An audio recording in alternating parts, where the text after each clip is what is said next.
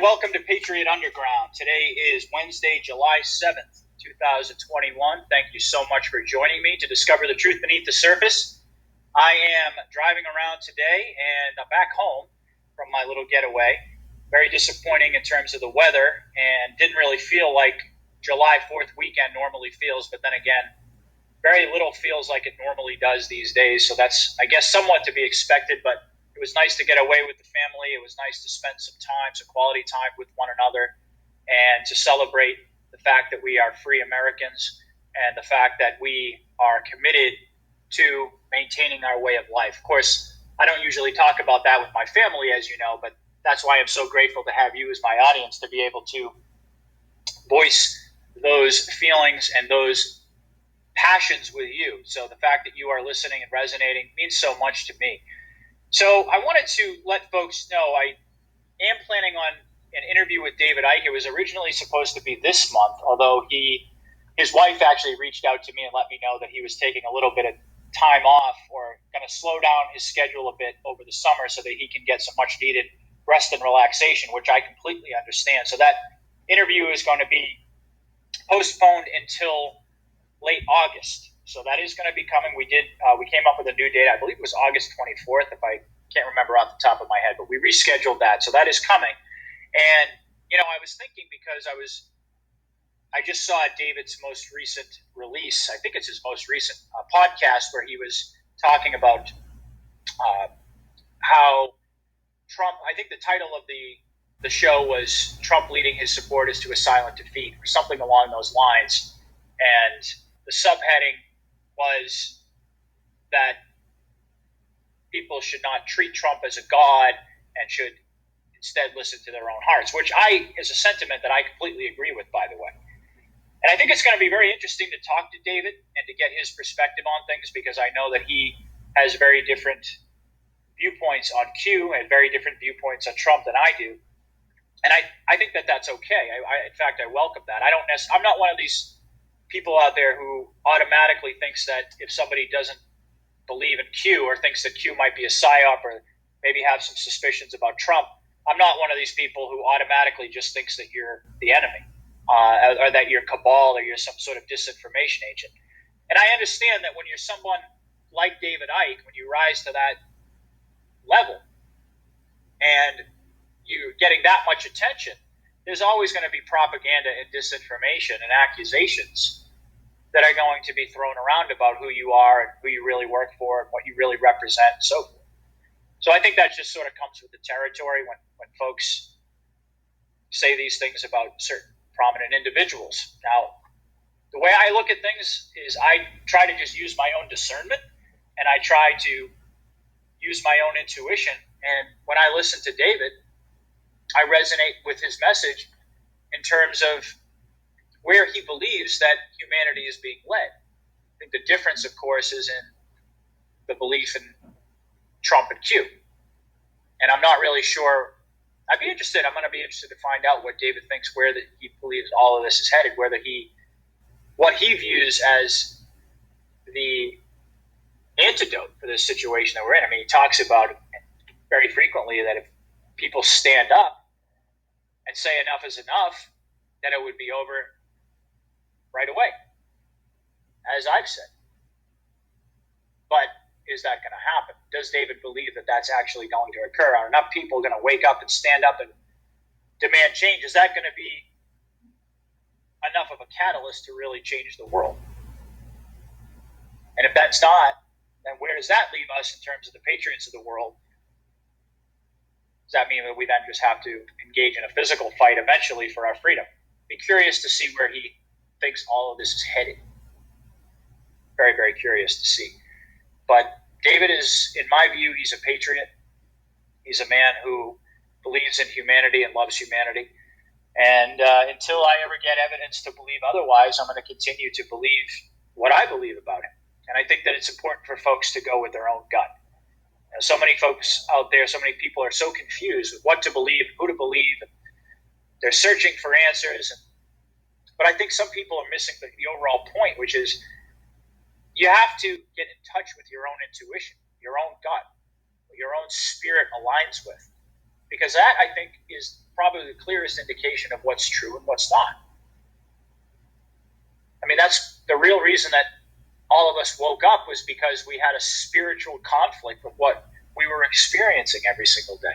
The information that we were being given, the stories that we were being told, the explanations didn't add up. They didn't make sense. They didn't jive and align themselves with our spirit that is aligned with the truth. And so therefore we began our awakening process. And the same goes for the process that we're currently in, of trying to sift through all of the information and disinformation. We have to learn to rely on our gut instincts. Now, that's not to say that some folks can't be deceived under those circumstances. I'm not saying that. But I think you're far less likely to be deceived when you're paying attention to what your gut is telling, what your intuition, whatever you want to call it, your third eye, whatever terminology they want to use. That's what's the most important. You have to listen to the evidence. You have to really listen to various different perspectives and viewpoints on the evidence. And then you need to come to your own conclusion. Not only about the evidence, but also about the folks who are providing the analysis. Just like I'm sure that there are some folks who maybe stumble across my show, they listen for a couple minutes and they realize, I'm not really resonating with this guy, or this guy's boring, or he's not saying anything, or that I want to hear, whatever. That's fine. That's the way that it goes, but that's the way that it should be. Folks need to learn to listen instead of following the herd and believing what other people are believing necessarily, even within the truther community. They need to learn to trust themselves as sovereign beings who can discern the truth if they just listen to that voice inside of themselves. And in my experience, when I listen to that voice inside of myself, rarely am I led astray. I'm led astray when I allow whatever counter arguments in my head to prevail over my intuition or what my gut is telling me for whatever reason. When I don't listen to what my spirit is telling me, that's usually when I'm deceived. And so I welcome David and others, of course, as well onto the platform who don't necessarily view everything the same way that I do, because I don't want my platform to become an echo chamber. I want to continue to learn. And my allegiance is to the truth. And what I believe today, that's why I am very clear about the date at the beginning of every show, what I believe today may evolve, may change. In fact, it probably will in some ways that I could never even foresee. And that's the way that I believe the journey of life is designed to unfold. We believe what we believe, but then when we learn new things or are presented with new evidence, well, new ideologies begin to form, and sometimes we have to part ways with our old ideas. And I don't think that that's a process that ever really goes away. I don't think that's something that ever really is over. In fact, I think that the day that you consider it to be over, consider that you know everything and you've arrived, that means that you're no longer open-minded and you just think that you know everything. And so it's very, very important for patriots with various different viewpoints to have these types of conversations and perhaps even debates or maybe even arguments, to be able to learn from one another. But when I look at all the evidence, as I've said many, many times, and I can certainly sympathize with folks out there who are getting increasingly frustrated and beginning to question Trump and beginning to question Q, I can sympathize with that because I have my moments as well.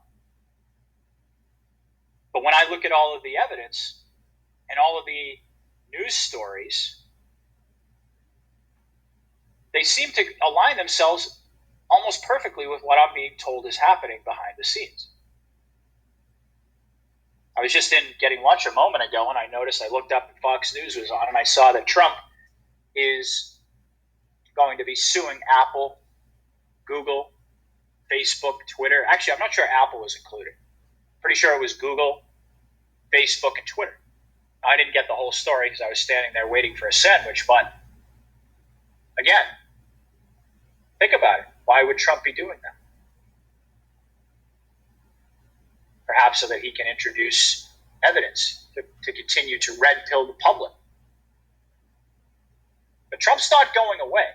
In fact, it seemed as if when he left office that he just kind of disappeared off the face of the earth for a little while.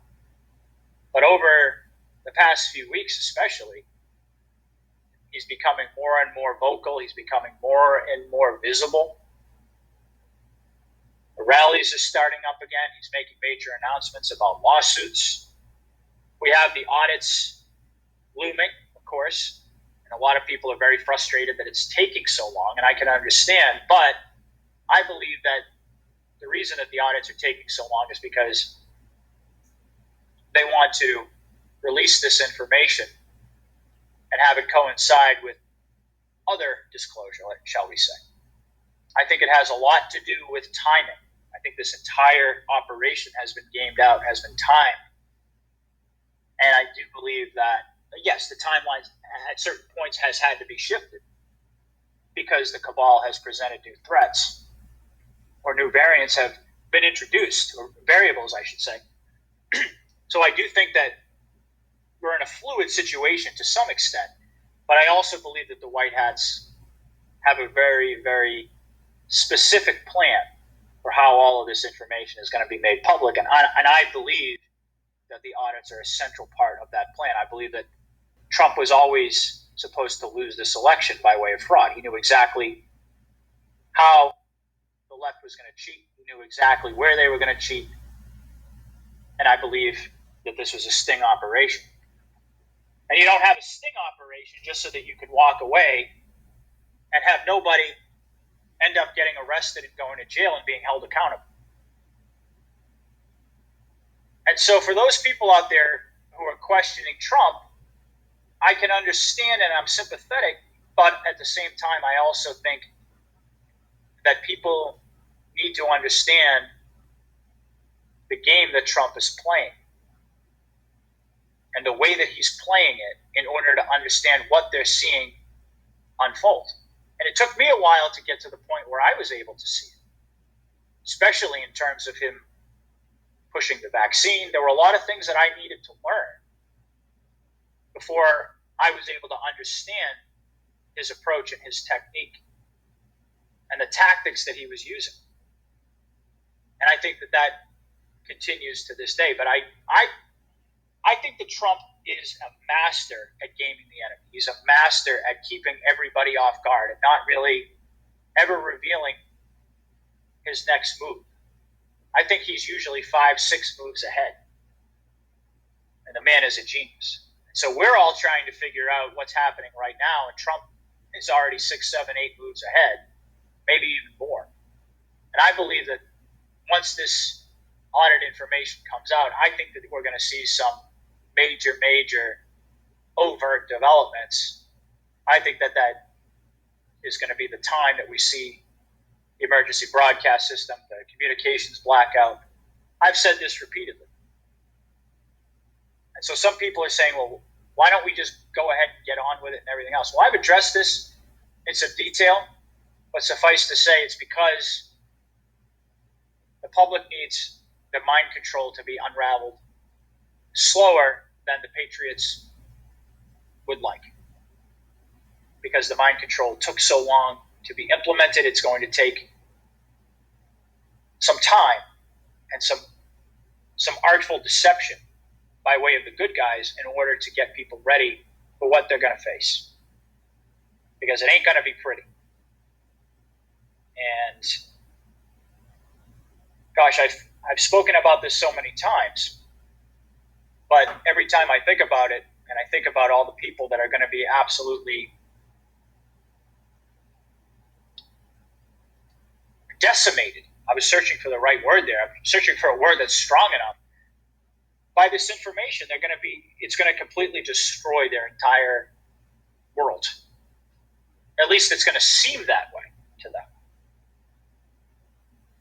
They're going to have all types of embarrassment and shame and anger and rage. They're going to be experiencing just about every possible negative emotion that they've ever experienced more powerfully than they've ever experienced it. And it's going to be an absolute insane experience to go through for the entire world. And I don't think people really fully appreciate how insane it's going to get. Even if it doesn't get super violent and devolve into a civil war, it's going to get absolutely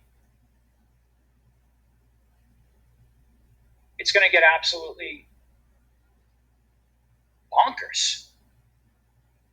People aren't going to know what to do with themselves. They're not going to know how to function. They're not going to know whether they should go to work, whether they should be with their kids. I mean, people aren't going to know what to do. They're not going to know what hit them. The shock is going to be so intense and so severe. And it's not going to just be one shock we're talking about here. We're going to be talking about shock after shock after shock after shock after shock, to the point where people are going to be, I think a lot of folks are just going to be in a catatonic-like state. They just can't believe what's happening. And their world is completely unraveling all around them. People are going to think that life is just over at first. And as I've said many times, that's where we come in. That's where we are going to have our moment to shine, and people are going to realize that all of the suffering that they had to go through before the Great Awakening was for a very specific purpose, as I've talked about. So this is an amazing, amazing time to be alive. It's an amazing journey that we've all been on together, and we continue to go through. And I'll tell you, way back in January,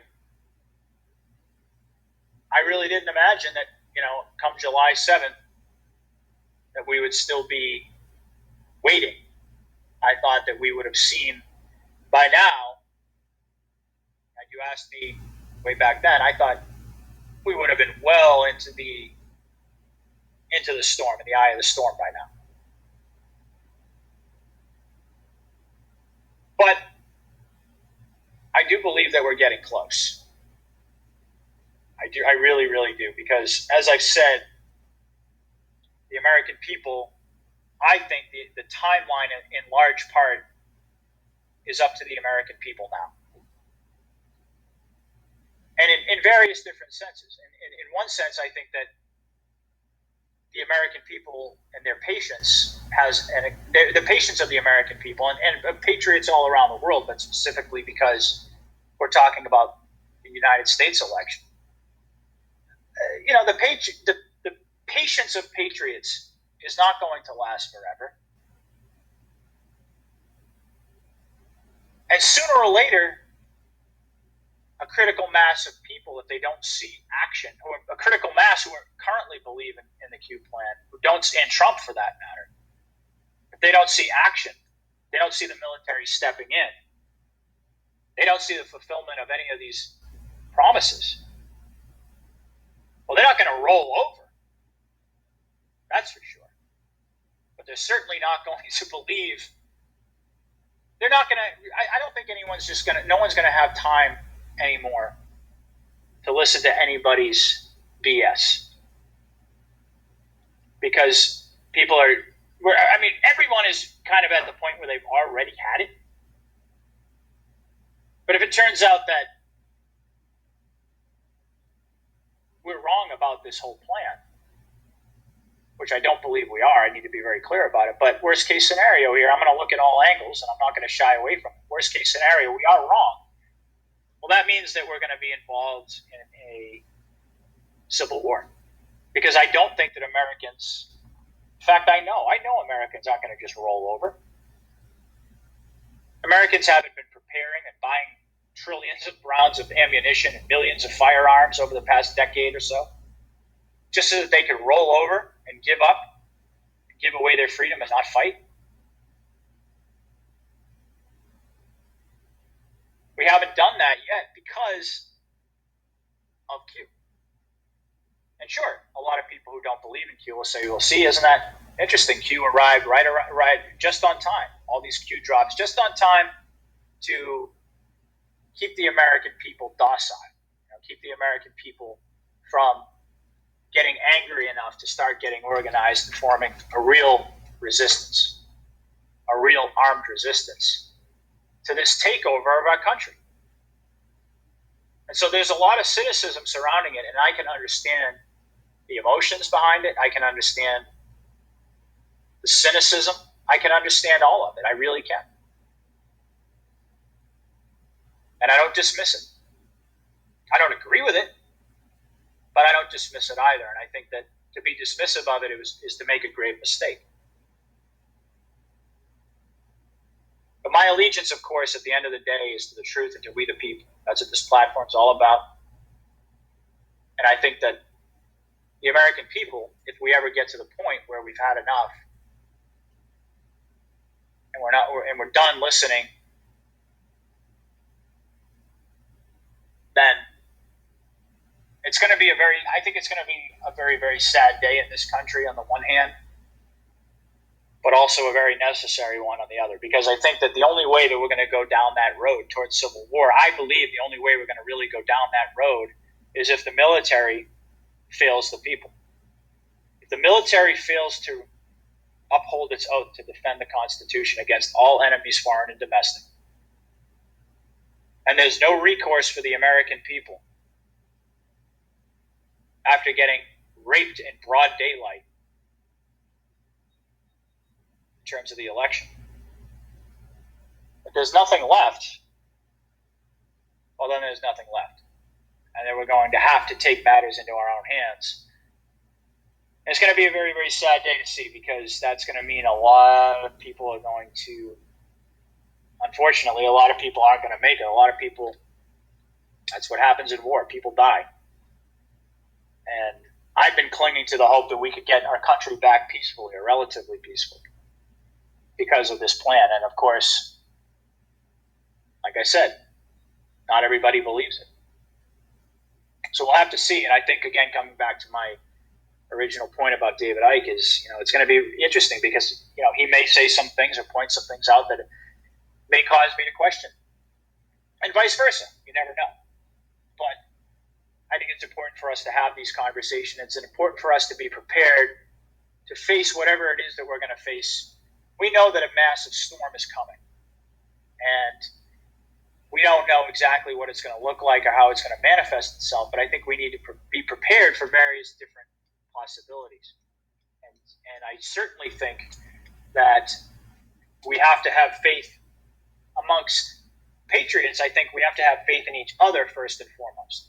And we can't put our faith in people, even people like Trump. We have to put our faith in we the people, because we are the real source of power. Always have been and always will be. All right, folks, so I wanted to keep this short and sweet. Hope you guys are having a great day. I'll be back soon with another report, God willing. Please like, subscribe, share. Do everything you can to support the platform. God bless. Patriot out.